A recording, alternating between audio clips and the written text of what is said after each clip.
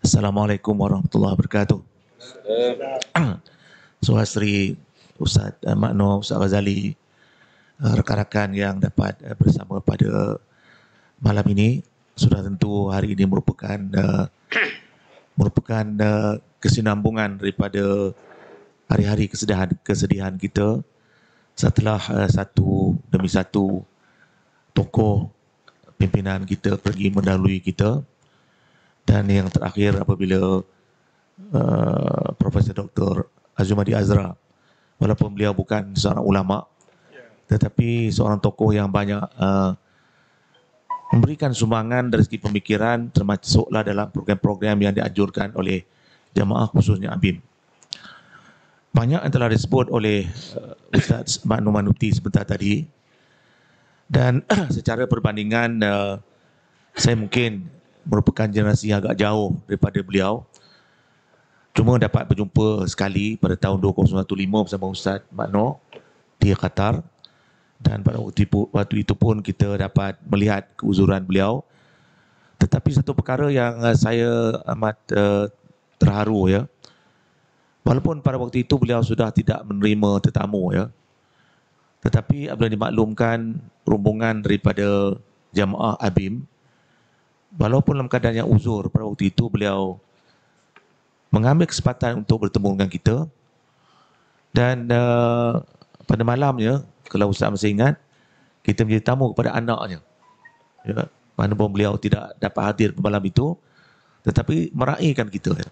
Ini satu perkara yang amat luar biasa, dan inilah sebenarnya saya anggap sebagai kekuatan jemaah kita, kerana kita mempunyai hubungan dan pertautan yang kuat dengan pemikir-pemikir di Timur Tengah, dan mau tidak mau Yusuf Qaradawi merupakan tokoh yang paling disegani.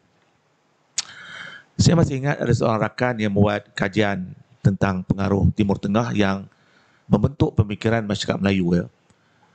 Dan sudah tentu antara perkara yang membentuk pemikiran ini adalah tulisan, ya. Dan dalam konteks masyarakat Melayu, ya, tulisan ulama dari Timur Tengah yang paling banyak diterjemahkan dalam bahasa Melayu ialah tulisan Yusuf Qaradawi. Paling banyak. Dan sudah tentu kalau kita melihat tulisan-tulisan beliau itu, ya, ABIM terutamanya akan menterjemahkan tulisan beliau apabila terdapat isu yang melanda masyarakat. Isu yang berkaitan dengan takfir disebutkan tadi. Isu yang berkaitan dengan perkara-perkara yang berkaitan dengan rempuhan barat. Segala-galanya itu beliau tulis dan dengan segera diterjemahkan ke dalam bahasa Melayu, dan ia menjadi bahan rujukan khususnya kita. Dan kalau kita lihat kembali, ya, memang disedari ataupun tidak, dalam membawa pemikiran barat, pemikiran barat Islam dari Timur Tengah dibawa ke sini dan dipopularkan dan menjadi landasan kepada pemikiran masyarakat ialah kita ABIM. Ya, bermula pada Al-Bannanya, Maududinya dan seterusnya sehinggalah Qaradawi. Seperti disebutkan tadi, saya tidak fikir Qaradawi akan menjadi sebegitu diterima dalam masyarakat ini kalau tidak kena peranan kita. Ya, kalau tidak penerbitan ABIM, peringkat banyak juga menerbitkan tulisan beliau, ya. Dan ini merupakan suatu tradisi yang saya kira perlu kita teruskan, dan saya yakin bahawa terdapat keperluan pada waktu terdekat ini kita mengadakan seminar untuk membolehkan masyarakat lebih memahami dan mengetahui. Dan kita agak bernasib baik apabila tulisan Ustaz Siddiq yang berkaitan dengan Yusuf Qaradawi juga disampaikan dalam bentuk video, ya, yang diedarkan. Bermakna bila buku ni kadang-kadang orang agak sukar, lambat untuk membaca, tetapi dalam bentuk video itu lebih tersebar luas, dan menjadi tanggungjawab kita untuk menyebarkan seluas mungkin tulisan dan juga video yang berkaitan dengan Yusuf Qaradawi.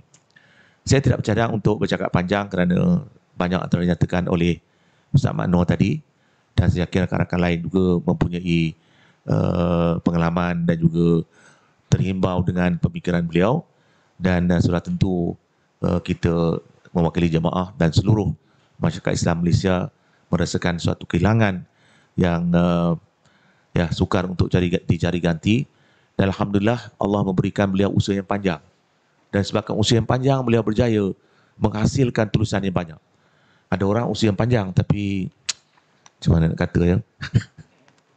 Ya, tapi beliau ni usianya panjang tetapi seperti disebutkan tadi usia panjang dimanfaatkan dan manfaat itu kita rasai sehingga ke hari ini.